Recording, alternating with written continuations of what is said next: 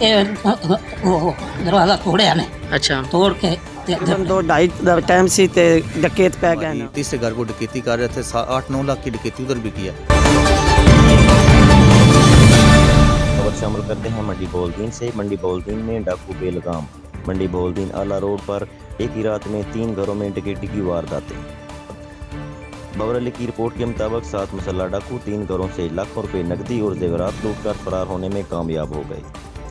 ملزمان نے یکے بعد دیگر 3 گھروں میں لوٹ مار کی۔ متاثرین کا کہنا ہے کہ مسلح ڈاکو ایک گھر میں دروازہ توڑ کر اندر داخل ہوئے، گھروں میں موجود افراد کو تشدد کا نشانہ بنایا۔ وارداتوں کے بعد ڈاکوؤں اور اہل علاقہ کے درمیان فائرنگ کا تبادلہ بھی جاری رہا۔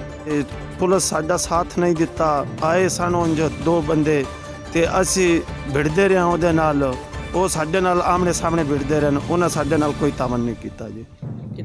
متاثرین کا کہنا ہے کہ اطلاع کے باوجود پولیس تاخیر سے جائے واردات پر پہنچی۔ ہماری کراس فائرنگ بھی ان کے ساتھ، پولیس کو ہم نے کال کی تھی 2 بجے، 3:30 بجے پولیس پہنچی ہے۔ تاکہ 2 بندے آئے تھے، انہوں نے ہمارے ساتھ کوئی تعاون نہیں کیا۔ وہ کہتے ہیں کہ ٹھیک ہے آپ کی کارروائی ہو جائے گی، یہ سب مل جائیں گے، ہم ان کو پکڑ لیں گے۔ تو پھر میں نے ان کو کہا کہ میں ڈی پی او صاحب سے پیش ہو جاؤں گا ان کے آگے۔